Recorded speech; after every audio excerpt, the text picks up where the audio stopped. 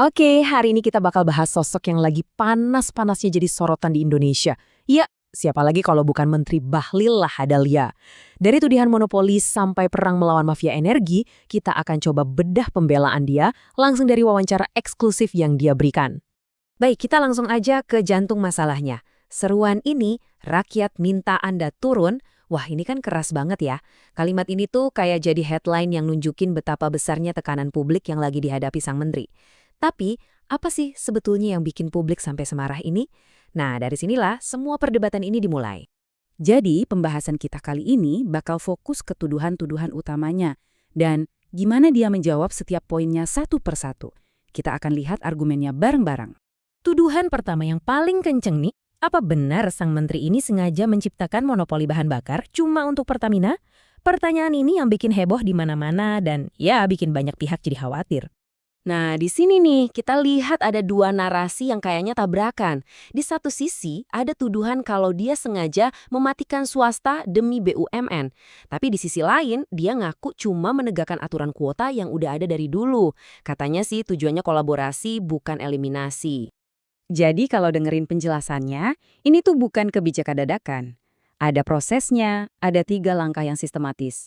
Setiap perusahaan, mau swasta atau BUMN, dapat kenaikan kuota 110% dari tahun sebelumnya. Nah, kalau kuota itu habis sebelum akhir tahun, solusinya adalah kerjasama dengan Pertamina, bukan malah berhenti operasi. Dan ini dia landasan hukum argumennya. Pasal 33 UUD 1945, pasal yang fundamental banget. Menurut dia, bahan bakar itu kan menyangkut hajat hidup orang banyak. Jadi ya wajar dan harus dikuasai oleh negara. Ini senjata hukum yang dia pakai buat melawan semua kritik. Wah, dengerin deh kutipan ini. Khas banget kan? Dengan pernyataan begini, dia seolah ngirim pesan yang jelas banget kalau dia nggak akan tunduk pada tekanan dari pihak manapun yang dia sebut coba-coba bengkokin aturan. Ini menunjukkan gayanya yang sangat lugas dan tanpa kompromi. Oke, beres soal BBM, kita pindah ke isu gede kedua. Ini soal pertarungannya terkait gas LPG 3 kg bersubsidi dan tuduhan adanya permainan harga yang ngerugiin banyak orang. Coba deh, lihat beda harganya. Jomplang banget kan? Harga resmi gas melon itu harusnya cuma sekitar 18 sampai 19 ribu rupiah. Tapi kenyataannya di lapangan bisa melonjak sampai 25 ribu. Nah, selisih inilah yang menurut Menteri jadi lahan basah buat oknum-oknum yang nggak bertanggung jawab. Menurut pengakuan dia, ini tuh masalah lama yang baru dia temuin. Terus apa yang dia lakuin? Dalam 3 bulan pertamanya menjabat, dia langsung gerak cepat buat menata ulang sistem distribusinya. Jadi, dia memposisikan diri bukan sebagai penyebab masalah, tapi justru sebagai orang yang datang buat beres-beres. Jadi pas dia pakai istilah mafia, yang dia maksud tuh ya pihak-pihak yang mengeksploitasi sistem subsidi ini, bukan soal organisasi kriminal kayak di film-film gitu ya, tapi lebih ke para pemain yang ngambil untung secara ilegal dari haknya rakyat. Nah, di sini nih dia nyambungin kebijakannya dengan latar belakang pribadinya. Dia membingkai pertarungannya ini sebagai sebuah misi personal yang akarnya dari pengalamannya sendiri ngerasain hidup susah. Ini yang bikin kebijakannya jadi terasa punya bobot emosional. Oke, cukup dulu soal argumen kualitatif. Sekarang kita pindah ke pembelaan yang basisnya data. Apakah angka-angka yang dia sajikan ini beneran mendukung klaim kinerjanya?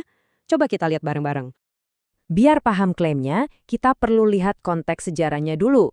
Selama bertahun-tahun, produksi minyak atau lifting Indonesia itu trennya turun terus. Ini masalah kronis yang udah berlangsung jauh sebelum dia menjabat. Nah, ini dia poin data andalannya. Setelah bertahun-tahun turun, dia mengklaim bahwa untuk pertama kalinya dalam hampir 1 dekade, realisasi lifting minyak berhasil melampaui target APBN.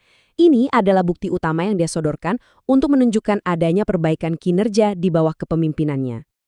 Dan bukan cuma soal produksi minyak, dia juga menyoroti angka penting lainnya, penerimaan negara dari sektor minerba, yang menurut datanya targetnya terlampaui secara signifikan, sampai 108%. Ini untuk menunjukkan kontribusi finansial sektor ini ke kas negara. Dan dasarnya nggak berhenti di situ. Dari sisi investasi, dia klaim berhasil menarik puluhan miliar dolar. Dari sisi kemandirian energi, impor solar berhasil dikurangi. Dan dari sisi kesejahteraan rakyat, dia sudah membawa listrik ke ribuan desa dan melegalkan sumur-sumur rakyat. Sekarang kita sampai di bagian terakhir, bagian yang lebih personal. Kita akan lihat gimana identitas dan latar belakang sang menteri ini membentuk motivasi dan cara pandangnya. Jadi poin krusialnya adalah dia melihat dirinya sebagai anak kampung dari timur. Bayangin aja, seseorang dari daerah yang jauh tiba-tiba berada di pusat kekuasaan. Perspektif sebagai orang luar ini sangat mempengaruhi cara dia bicara dan bertindak. Kalimat yang kuat banget ini nyentuh isu yang sensitif, soal regionalisme, kelas sosial, dan hak setiap warga negara untuk berkontribusi. Ini seperti pembelaan dia terhadap narasi yang mungkin meragukan kapasitasnya hanya karena asal-usulnya yang dari luar pusat.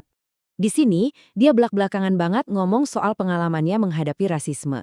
Tapi, dia nggak berhenti di situ. Dia malah membalikannya jadi argumen bahwa untuk mengatasi prasangka semacam itu, yang kita butuhkan adalah identitas nasional yang kuat dan bersatu melampaui semua perbedaan suku dan daerah. Refleksi pribadinya ini ditutup dengan pernyataan yang sangat menantang. Sebuah penegasan atas tujuan dan dedikasinya kepada negara. Ini pesan pamungkas yang ingin dia sampaikan. Dia ada di sana untuk berjuang demi kedaulatan bangsa. Titik. Dan kita akhiri pembahasan ini dengan sebuah pertanyaan untuk Anda renungkan.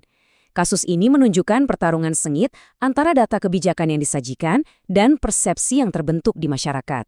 Ini mengajak kita berpikir, dalam diskursus publik, mana yang lebih berpengaruh?